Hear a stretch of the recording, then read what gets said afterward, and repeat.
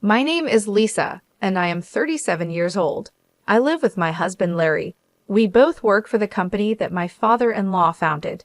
Even though my father-in-law has retired, he built a small construction company into a business that makes $300 billion a year. He bought other construction companies, and while he was sometimes tough, everyone admires his great business skills. Larry, who was chosen to follow in his father's footsteps, was raised as a pampered child and has a gentle character. I worry that he isn't strong enough for the tough business world. While being gentle might sound good, in reality, he is very indecisive. I have started to feel he isn't fit to be a husband, let alone a CEO. Larry has even admitted, "I'm not cut out to be a CEO. I'll probably just be a figurehead if I become one. It's easier for me that way." He shows no real intention of seriously taking over the company. We've been married for 10 years, and lately I've grown frustrated with his lack of initiative. In contrast to Larry, I consider myself to be quite decisive. It seems my father-in-law, during his active years, appreciated this about me and gave me various tasks to do. Before marrying Larry, I worked at a bank, so I am used to managing finances and always think about the numbers while working. When I got married, I quit my job at the bank and planned to become a full-time homemaker. However, my father-in-law asked me to work for the construction company instead. Shortly after I started working, my father-in-law began inviting me to participate in board meetings and asked for my opinion on management matters. At first, the board members seemed skeptical about including the founder's daughter-in-law in important meetings. But as I consistently provided useful insights, they started listening to my suggestions. Although Larry was also a board member, he rarely attended meetings, and this was accepted by the other board members and my father-in-law as normal. When I came home from a meeting one day, I found Larry casually watching TV. "Why didn't you attend today's meeting?" I asked angrily. "You're a key member. You should take it seriously." Without showing any guilt, he replied, "Even if I go, I don't really understand the discussions. Besides, the board members prefer you, so there's no problem, right?" I wondered if he was upset by my involvement in board meetings, though he made such remarks. My father-in-law has been teaching me the details of running the business and seems to be grooming me as a successor. I started enjoying being involved in management, and before I knew it, I was working hard to meet my father-in-law's expectations. About 3 years after I started attending meetings, my father-in-law retired completely. When there were major decisions to be made, the board members would consult me while Larry was sidelined. I had hoped that being in such a situation would push Larry to work harder, but instead, he became even more disengaged from his work. Although he would come to the office in the morning, he'd disappear somewhere by noon and just stay home for the rest of the day. When he saw me at home, he wouldn't talk about work at all, seeming indifferent to the company's affairs. Meanwhile, my workload at the company was increasing, and I was getting busier. After my father-in-law's retirement, the board members relied on me more and more, and I was given duties similar to a CEO's. Given that we're a large company with many employees, I've been committed to increasing sales and profit for the sake of our workers. With the hard work of our employees, our sales began to grow. I found running the company more interesting and became more engrossed in my work. Conversely, my husband Larry seemed to be losing interest in his work, and his appearances at the company began to diminish. The conversation between us at home had lessened, and our relationship began to become tense. "I ran into your sister Nancy today, and we had lunch together," Larry said when he came home. My sister Nancy is 3 years older than me and had just divorced about 4 months ago. The cause of her divorce was infidelity on her part, which led to a big commotion when her enraged husband stormed into our parents' home. My husband Larry went to my parents' house to calm down Nancy's husband in my place since I was busy with work. Larry, who had a gentle upbringing and a calming personality, managed to convince Nancy's raging husband to leave for the time being. Later, Nancy told me, "Your husband is really something. He handled my raging husband so effortlessly." She praised Larry. Nancy's husband, in his anger, must have been disarmed by Larry's calm and easygoing demeanor. Nancy was able to divorce her husband after paying alimony, but since this incident, she seemed to look at Larry differently. Until then, she seemed to have thought of Larry, who was not particularly attractive and is indecisive, as just a rich, pampered son. But after the incident, she seemed to believe he was a respectable business owner. Nancy, now single after her divorce, probably saw Larry as a great catch, as she always loved wealthy men. But I, who was engrossed in work, could not imagine such a thing. Of course, my sister wouldn't have known that Larry is just a nominal executive who doesn't actually manage the company. Nancy's ex-husband was an elite employee of a foreign company and bragged to me at their wedding, "My husband is an excellent employee with a high salary, and on top of that, he's handsome." You're jealous, aren't you? Her ex-husband was handsome, smart, and carried a stylish vibe. I couldn't understand why she would cheat on such a wonderful husband. 5 months after hearing from Larry that he had lunch with Nancy, I returned home to find Larry unusually serious. "Lisa, I have something to discuss," he said. It was the first time I had heard such words from him, and I had a bad feeling. With my heart pounding, I waited for him to speak. "Actually, Nancy is pregnant with my child, and I want a divorce," he said. I was shocked by the request for a divorce, but even more surprised to hear that Nancy was pregnant. At a loss for words, Larry continued, "Nancy is planning to come over on our next date off to discuss this. So I'm counting on you," he said. I was stunned. I asked him, "So you want to marry my sister?" With a troubled look, Larry responded, "It's not that I want to marry her, but if she's having my baby, I guess I have no choice." I sighed at Larry's typical indecisiveness and replied, "Well, if she's carrying your baby, I suppose it can't be helped. Let's discuss this when she comes over." It seemed like my husband, and I couldn't make any decisions together, so I decided to meet directly with my sister to figure things out. Even though I had already made up my mind to divorce, I thought I needed to consult my father-in-law about the company's situation. As the daughter-in-law of the founder, I was involved in running the business, but if I divorced, I would become a stranger. The next day, I went to my in-laws' house and told my father-in-law exactly what my husband had said. My mother-in-law, who was present, was thrilled that her son had a child, but she quieted down when glared at by my father-in-law. For my mother-in-law, she seemed to be more concerned about her grandchild than the company's management. After some thought, my father-in-law said with a smile, "Lisa, I want you to continue to be involved in the company's management as you have been. I don't care about Larry.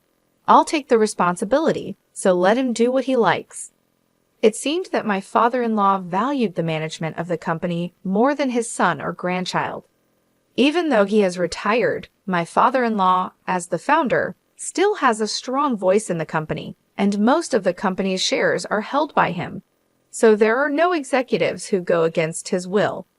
I was also getting interested in my work and was reluctant to give up now. Now that my job was settled, it was time to discuss the future with my sister. On my day off, my sister came to my house with a big smile and said, "Lisa, it's a pity you couldn't have a baby. I'll give you plenty of consolation money. Please leave this house immediately." She said it with a triumphant air. My husband was just silently listening to our conversation without saying anything, despite being the one who caused the problem. I was appalled at my husband's indifferent face and said, "It's okay to get divorced, but there's also the issue of alimony and division of property, so let's bring in a lawyer and decide properly." "I never thought you, my sister, would fall for a man like Larry," I retorted to my sister with irony. My sister glared at me with a stern face for a moment, but quickly regained her composure.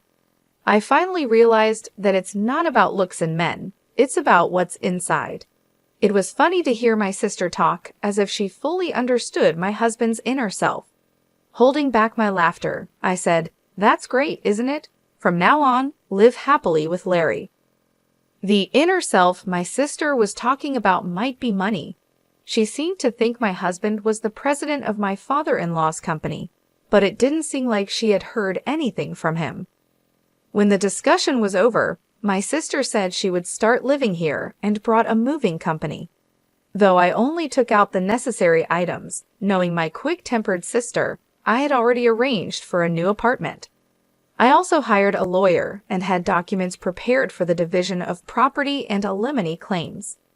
The next day, after moving out my belongings, I started negotiations for alimony and the division of property with my husband and sister, accompanied by my lawyer.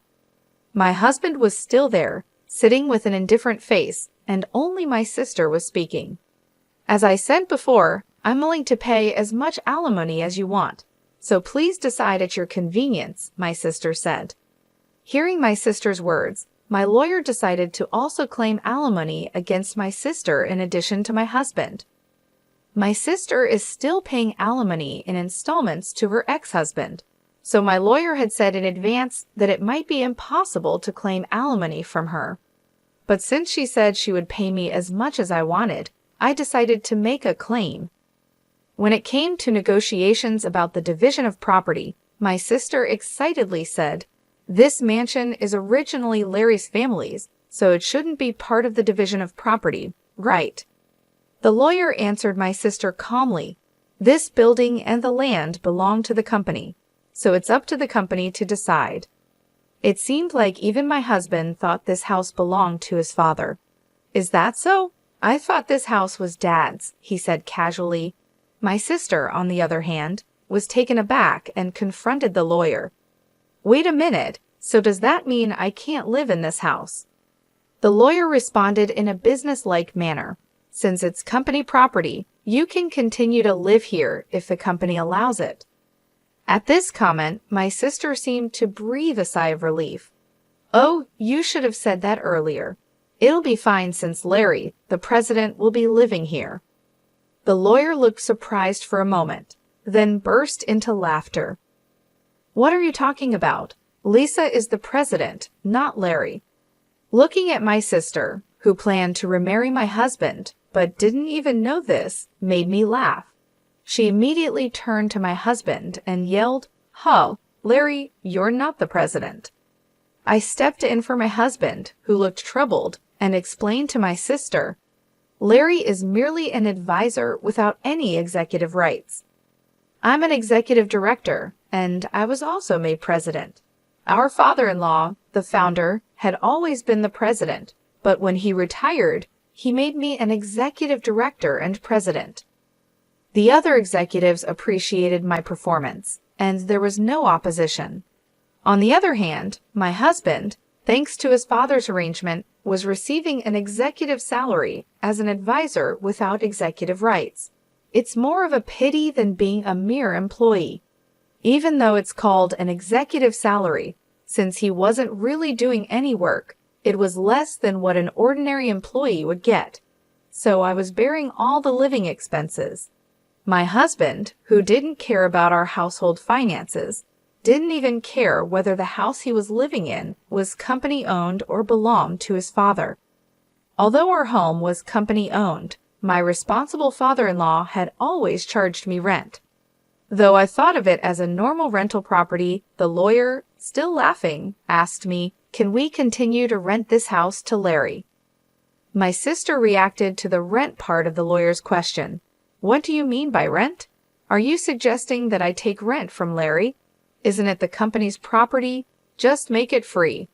The lawyer presented the rent amount, laughing heartily at her words. She was shocked to see the figure, and so was her husband, Larry, who seemed to be hearing about it for the first time. "Guess a house this big does have a high rent.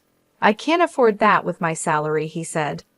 His executive compensation would barely leave any money behind if he had to pay that rent.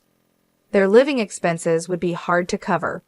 During the 6 years of our marriage, Larry had used up all his modest executive compensation. My salary also disappeared in high rent and living expenses. There were hardly any assets left, and splitting the savings was the only way for asset division. After the lawyer left, my sister, who now knew that the mansion she'd been hoping for was actually rented, seemed utterly deflated, staring blankly. Larry was grinning as usual. I suggested, "Why don't you move out and go back to your parents' house? Your mother was so happy about the pregnancy news." Larry agreed, but I couldn't help laughing inside at why I had to consider this man who was about to be my ex. I started worrying if this unreliable man could raise a child, but then I decided it was none of my business. I asked my sister, who seemed to have forgotten about her own alimony, "Are you okay with the alimony payment, sis? You seemed pretty confident, but you're also paying your ex-husband, right?" She was stunned to hear this, her face suddenly snapping back to reality. "Alimony? I have to pay it too?" she asked, astonished, seemingly having heard nothing of the discussion earlier. "You said, 'I'll give plenty of alimony,' but you weren't expecting me to pay it, right? My salary is really low," she continued. Larry and my sister exchanged surprised glances. Watching these two made me want to burst into laughter. I had already obtained signatures on the divorce papers and alimony request documents. It didn't matter to me, but seeing Larry and my sister like this was pathetic. My ex-husband, who had remarried my sister, had returned to his parents' home just as I had warned. But there seemed to be constant quarrels between my sister and my in-laws. The main cause of the conflict was the lie about my sister being pregnant with my ex-husband's child. His mother, who was hoping for a grandchild, was extremely angry. My father-in-law, who had disliked my sister for stealing his son from me from the very beginning, hadn't even spoken to her. He fronted the alimony for Larry, and I was paid in full. But my sister, seeing this, pleaded with him, "Dad, could you please pay my alimony as well?" To this, my father-in-law responded, "I have no reason to be called Dad by you." He was fuming. Not being able to obtain anything she had hoped for, my sister ran away from my ex-husband's family home without a word and went missing. She had practically remarried my ex-husband just to bear the burden of alimony, which was utterly foolish. My ex-husband seemed to consider getting back with me, but his father scolded him. "You're the kind of man who should never even think about having a family. You can't even take care of yourself properly." As I watched all this unfold, I reflected on how things had gotten to this point. When Larry first agreed to go back to his parents' house, I knew it was for the best. His mother was thrilled about the baby, but I couldn't shake the feeling that Larry was completely unprepared for the responsibilities of parenthood. His indifferent attitude throughout our marriage hadn't changed, and I doubted it ever would. Seeing my sister's shock when she realized she had to pay alimony was almost comical. She had been so confident, but she clearly hadn't thought things through. Her financial situation was already strained, and adding more payments would only make it worse. I wondered how she could be so naive. The negotiations for alimony and the division of property were surprisingly straightforward. My lawyer was thorough and ensured that everything was handled fairly. Larry and my sister, however, seemed lost and overwhelmed by the process. They exchanged glances of surprise and confusion, making it clear that they hadn't fully grasped the reality of their situation. Moving out of the house was a significant step for me. I had already found a new apartment and made arrangements to start fresh. The house, which I had once thought of as a home, now felt like a burden lifted off my shoulders. It was company property anyway, so leaving it behind felt like shedding the last remnants of my life with Larry. After I moved out, the tension between my sister and my in-laws only grew. The lie about her being pregnant with my ex-husband's child had caused a rift that couldn't be mended. My father-in-law, who had never approved of my sister, was especially vocal in his disapproval. He had always seen her as someone who had disrupted our family, and this latest deception only confirmed his worst fears. My sister's plea for my father-in-law to pay her alimony was met with cold rejection. "I have no reason to be called Dad by you," he said, his anger evident. Her dreams of a carefree life supported by my ex-husband's family crumbled, and she found herself without the support she had expected. Eventually, my sister ran away from my ex-husband's family home without a word. She vanished, leaving behind the chaos she had created. Her attempt to remarry my ex-husband and secure financial stability had backfired spectacularly. She had only succeeded in creating more problems for herself and those around her. My ex-husband, realizing the mess he was in, seemed to consider getting back with me. But his father, ever the voice of reason, scolded him harshly. "You're the kind of man who should never even think about having a family. You can't even take care of yourself properly," he said. In the end, I moved on from the whole ordeal. I focused on my work and my new life, leaving behind the drama that had consumed my marriage. It was clear that Larry and my sister had their own paths to navigate, and I was no longer a part of their tangled lives. The experience had taught me a lot about trust, responsibility, and the importance of making decisions for oneself. I would never get back with my ex-husband, even if he begged me. I stopped believing in him when he cheated on me with my sister, and I was disgusted by his indifferent attitude during our discussions. He was fired from his executive position and is now working as a temporary employee. The way he behaved during our marriage and after the affair showed me that he was not someone I could rely on or trust. His lack of commitment to our relationship and the company made it clear that he wasn't suited for the responsibilities he had. Seeing him now, reduced from an executive to a temporary employee, only reinforces my decision to move on without him. I've continued being the CEO, which is the most important thing in my life. Running the company gives me a sense of purpose and fulfillment. It keeps me focused and motivated, and I take pride in the work I do. Every day, I strive to make the company better for the sake of our employees and their families. My role as CEO has become central to my identity, and I can't imagine giving it up. I don't even think about remarrying after the breakup. The idea of starting a new relationship doesn't appeal to me right now. I've been through too much emotional turmoil to even consider it. Instead, I want to focus on myself and my career. There's a lot I want to achieve, and I don't want any distractions. I've kept in touch with my father-in-law and get advice from him when needed. He's been a great support through all of this, and his experience and wisdom are invaluable. Whenever I face a difficult decision or need guidance, I can count on him to provide insightful advice. Our relationship has grown stronger, and I appreciate having him as a mentor. For now, I want to focus on the company and think of it as being married to it for the sake of my employees. My commitment to the company is like a marriage. It requires dedication, hard work, and passion.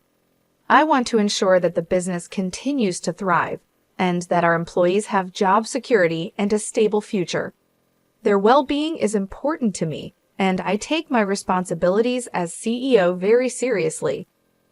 This journey has taught me a lot about resilience and the importance of staying true to oneself.